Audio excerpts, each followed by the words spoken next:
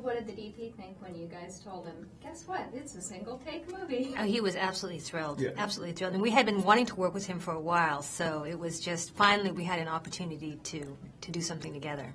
What was the greatest challenge on that? Do you want to go ahead?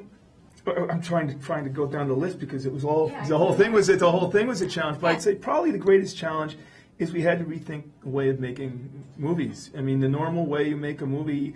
Yeah, you shoot a lot of coverage. You shoot a lot of different angles, and you put it together in the editing room. And all those tools are gone now. All the normal ways you go about it are gone. And the way you can control things, you always hear, we'll fix it in the editing, we'll fix it in the cutting. It's the thing. Can't do that in this movie. You can't fix it in the cutting. You have to get it right there. And that's why you need a really crackerjack team and a fantastic lead actress. And even with all that, you need some luck, you know. And so the whole thing was a challenge, but very rewarding one. Now, how did you meet with Chris and Laura? How did you first come into contact with them? In an audition.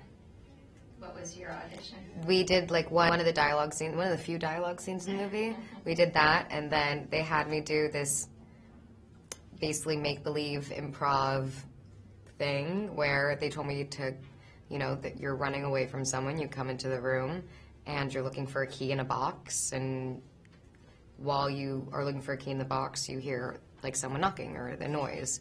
And that was what I was supposed to do. So you feel like you're a little kid again, just by make-believe.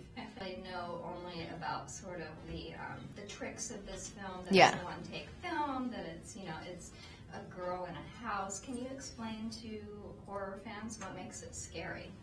What makes it scary is that because of the way we are telling the film in real time without any cuts, you can't assume what's going to happen next. There's nothing that's really leading you to it. Whereas in most horror movies, you have something that's framed and then a door slams. You have something that's framed and then the window's open. But in this, so you're already given a hint that something's going to happen once they frame the next shot. In this movie, things are happening as it's just continuing to go, which I find very scary. And only sometimes the audience gets to see what she doesn't see.